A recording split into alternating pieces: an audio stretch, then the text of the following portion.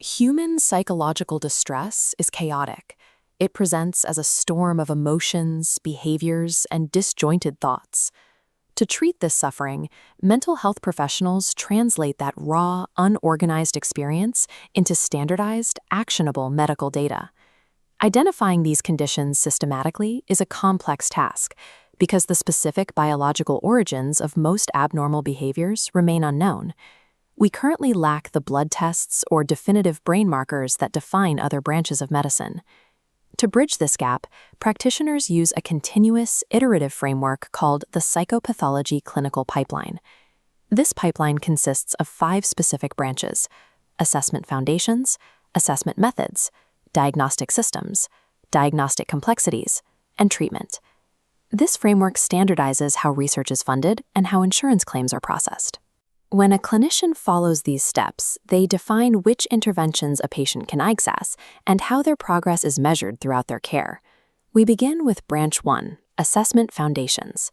Clinical assessment is an ongoing process used to establish a patient's baseline, select the appropriate intervention, and verify if that intervention is producing the intended result.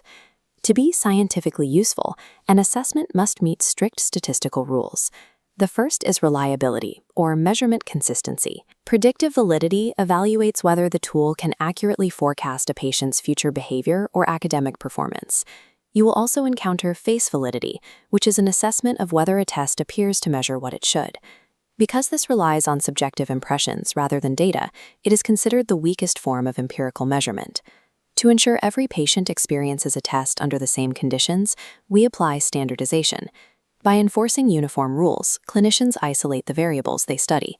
These rules create a scientific hierarchy.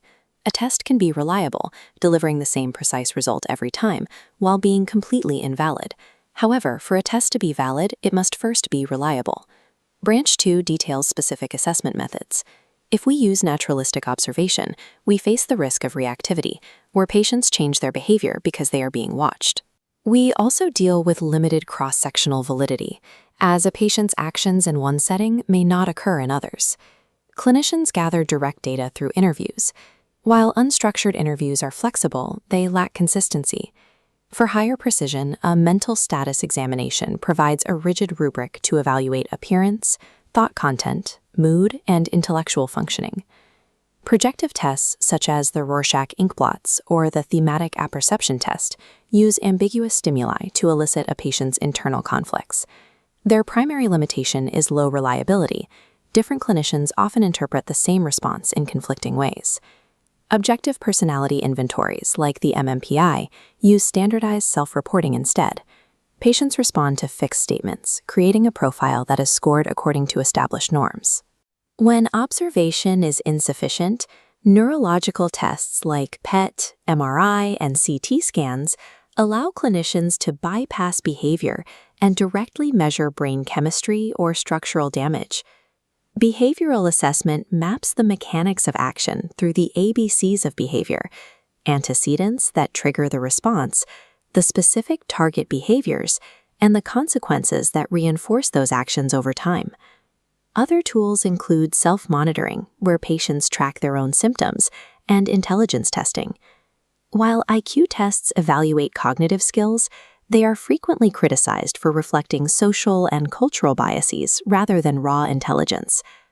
Because no single method is exhaustive, clinicians must select the tool that matches the specific target, whether it is a biological marker, a behavioral habit, or a cognitive deficit.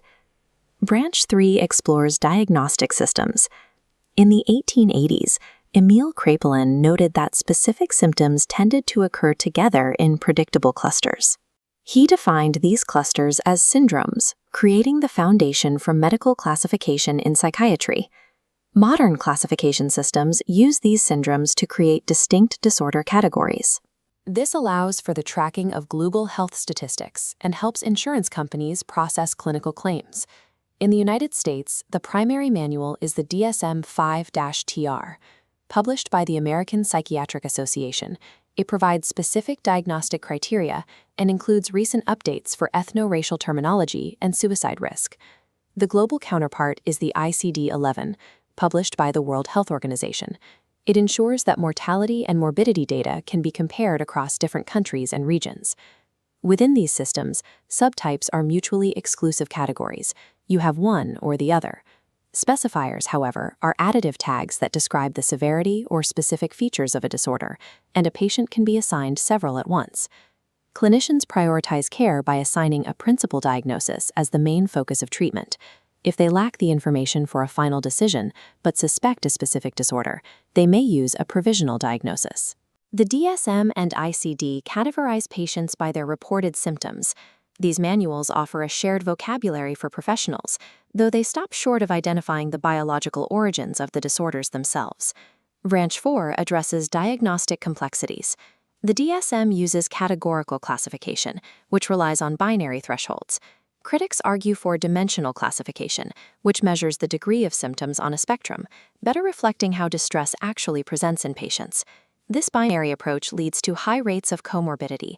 45% of people with one diagnosis meet the criteria for at least one more, suggesting that our current system may draw too many distinctions between related symptoms.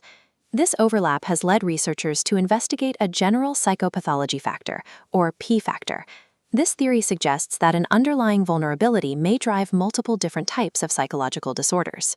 To move beyond symptom clusters, the NIMH developed the Research Domain Criteria, or RDoC. This project aims to ground clinical classification in neurobiological mechanisms and genetic data, rather than relying on clinical symptoms alone. Symptoms are also influenced by environment.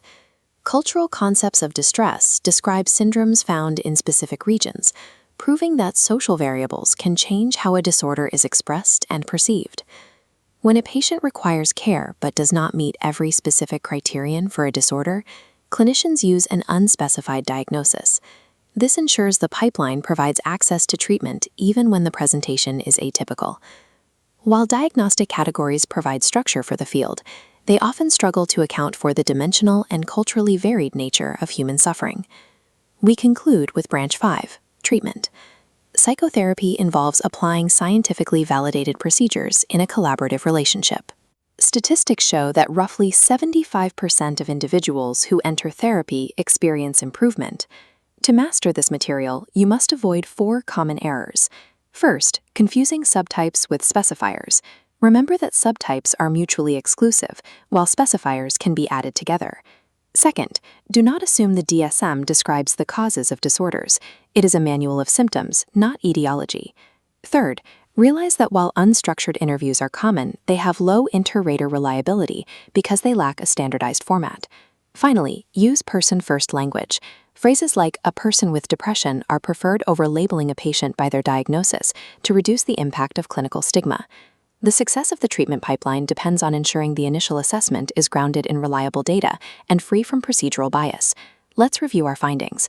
Table 1 contrasts the categorical criteria used in the DSM-5 with the sliding scales used in dimensional assessment. Table 2 maps the assessment architecture, connecting each clinical method to its intended target and its primary scientific limitation. Table 3 summarizes treatment outcomes, showing the efficacy rates and typical indications for clinical psychotherapy. Finally, use this checklist to verify your understanding of the 5 branches. Being able to explain each of these points indicates a clear grasp of the clinical pipeline. The DSM acts as a shared index for symptoms, not a guide to neurobiology. Mastery of psychopathology requires navigating this system's utility for practitioners while recognizing the boundaries of modern psychiatric science.